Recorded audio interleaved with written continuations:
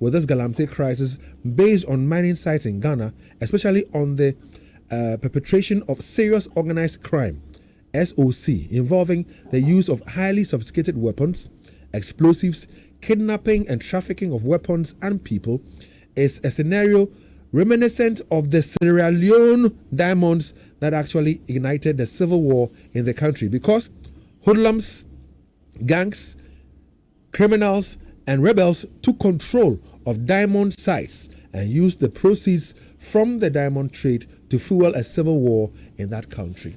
And we are almost there. You tell me why you think we're almost there. But his name is Dr. Jones Opoku-Ware. He's a security expert. Doctor, good morning. We are almost there. And I'm just telling you about the Manso area. It's not a bandit town where people store weapons from Galamsey. When the Chinese infiltrate the area, they bring pump action guns, brand new ones. I have seen it with my own eyes. When they are leaving, they don't take it with them. How do we allow these pump action guns or the shotguns to be brought into our system? Our country, I mean, and they cleared at the port. Yes, and they come in and get to our rural areas or villages, and we allow this to go on. We've been battling small arms for so long. We have not been successful at this. Dr. Jones Opoku-Ware, good morning. Good morning to you, Dave. How concerning is what we're talking about? The fact that these young men, well built as they are, under whatever influence God only knows, who are wielding shotguns or pump action guns, who are controlling mining sites, and doing all the things they are doing, how concerning is it? Well, David, thank you very much for the opportunity, and let me say a very good morning to you and your members. Erastus, I'm very sorry for whatever has happened to you. I mean, this is not something that anybody will want to wish for anybody. So, especially if someone like you doing the kind of work you are doing, I'm very sorry about this. But this is very concerning. I mean, this is something all of us have been talking about over the period. But for me, from my, my background as a criminologist and someone who studied a lot of security stuff, look, I'm looking at the patterns that we are observing over the period. And I foresee something that is reminiscent of what happened within the Sierra Leone context some years ago that actually ignited, the kind of civil war that they had. During that time, the Revolutionary United Front, which was a rebel group that was supported by, Chastela from Liberia, had to use proceeds of, diamond sites in Sierra Leone to fuel the war. So what happened was that a resource that the members of, Sierra Leone or citizens of Sierra Leone could actually benefit. These gangs and hoodlums and rebels actually went into those sites, and use the diamond proceeds to acquire explosive weapons, to acquire very deadly weapons, and we use it, as it were, to fight and topple the government of Sierra Leone at the time. And so if I look at the pattern as we have, and I've been very fortunate to work with some partners, from outside, where we are trying to, see the movement of guns and weapons within this Galamsey site, and a commission of very serious organized crime within this site, especially in the fact that terrorists have been trying to infiltrate these sites and use the proceeds to fuel the activities. Okay, and I'm looking at a pattern where we have these guys going into this site and having access to very serious weapons. As to how these weapons get into these sites, only God knows. Okay, and they are using that to protect these resources. And I'm of the view that, look, if you are not able to nip this thing in the bud, there can be a time where these guys can get very frustrated and then decide that whoever is in charge of the state and is not allowing them to do whatever they want to do, they can actually have the potency to actually stand against that government and even topple it up. So my worry is that it is not even about this current government per se, but even future government. And this government, as it is, must also be very worried, because if even they are supposed to continue in power, even after the election, look, and this thing should persist, it is actually something that is a threat to their very survival as a government. Because those elements in there, if you look at the number of weapons they control and the type of weapons they use, look, I'm telling you that if there is any point in time these guys should decide to rise up against the state security and the state apparatus. I'm trying to tell you this. These guys will be able to match these people boot for boot, and I'm telling you, our government will be in serious trouble. So I'm thinking that if the government is so minded, let's forget about everything.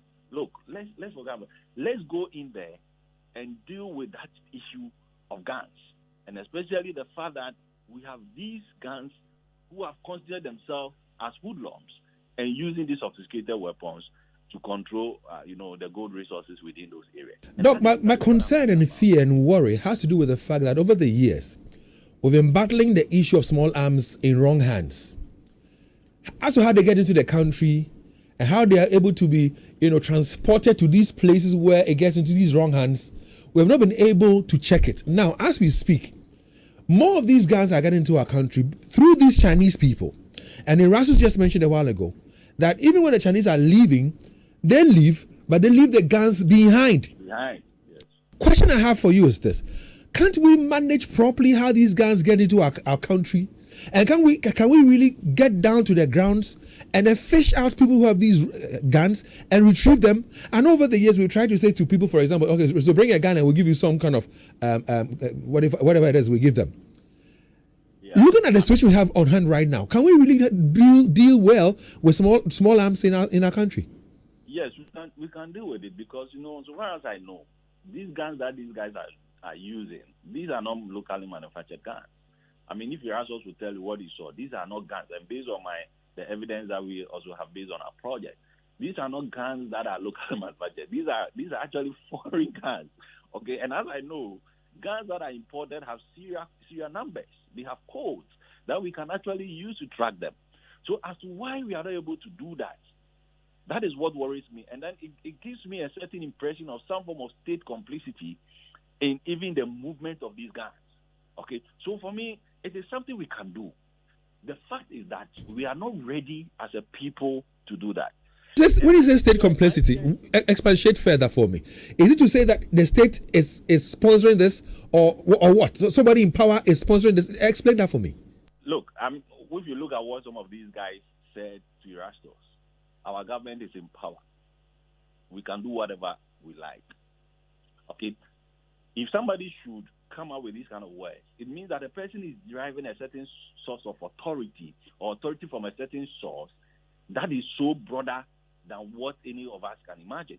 And for me, if I'm looking at that source of authority, that is definitely the state. Okay, so if we have people wielding guns at Galamsey sites, guns that are very sophisticated, are foreign-based and are imported, and it is the duty of the government to make sure that these guns that come into the system are well regulated so that they don't find themselves in these kind of wrong hands. What conclusion do you expect me to draw? That is the fact that there is some form of state complicity, whether it is the government or its state agencies or apparatus that is actually protecting and probably enabling this kind of movement of guns. It's for me, it is very clear, and that is what I'm worried about. This is where these thugs are. Yeah, so Doc, I was saying that we have situations where these people who are armed with these shotguns and pump-action guns, they themselves are also saying that they are protecting their concessions to the extent that they are killing even women. In other jurisdictions, the aged, the women, and the children are vulnerable. Here, these thugs are killing women. I don't know whether arrest has been made and prosecutions being done, but they're killing people. And if nothing is being done about it, they are growing in a bravado. Yes. There are instances where they have even faced off security persons in exchange of gunfire. Yes. With all this that is going on, what will it take for us to get government to act and act fast? What we have to do is what we are doing. We have to keep on pressuring the government, okay, and the state agencies. Because, look, the truth of the matter is that you and I, we don't have that power to stand this kind of crisis that we have. It is the surprising thing is that we still have to revert to those people we suspect are complicit in this kind of activity. And so we need to pile up the pressure more. We need to still give more pressure to the government and make sure that, look, they take the right step that they have to take. And I'm thinking that even subsequently after this election, whoever actually wins power and comes into government, we have to sustain the pressure. This shouldn't be something that is supposed to die off with the passage of the election. No, it is something that we have to keep on doing and keep on fighting. Because look, apart from the very fact that whatever is happening at the Galamsey side imposing, health risk and even livelihood risk to the people and this country, this kind of thing, as I've said, is actually a security threat to the government of the day and any subsequent government that is supposed to resume, power after this election. So for me, for the stability of the polity, for the stability of this country, we need to make sure that we contain whatever is happening within this Galamsey side. And I suggested in some of the writers have made that, you see, going forward, if the issue of license is a problem, look, we can begin to revoke licenses of people. Because licenses, for me, it is not a right. Okay? People don't get it based on their right. You have to make some applications and go through. So just like the universities even treat university degrees, I was suggesting that companies that do not, abide by the standards of mining and pollute river bodies and degrade the environment, we can revoke their licenses, just as universities, for instance, if they award you degrees and even 10 years, 15 years, 20 years, they find that you go and do things that do not, or bring the name of the university into dispute, they can actually revoke the certificate.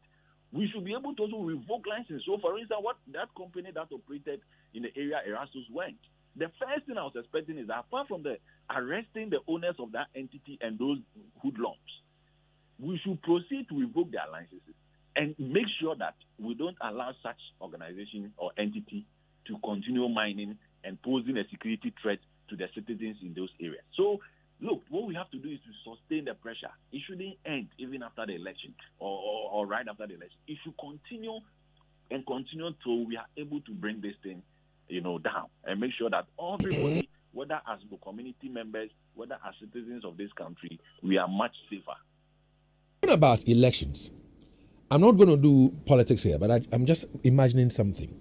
So the people who abducted and kidnapped the Rassos and co and beat them, who are wielding these guns are like, and they have guns.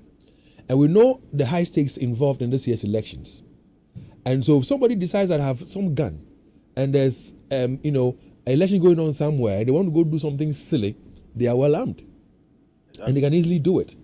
Now, hold on for me, Dr. Jones Opoku-Ware. Erasmus, you were saying that we are getting there.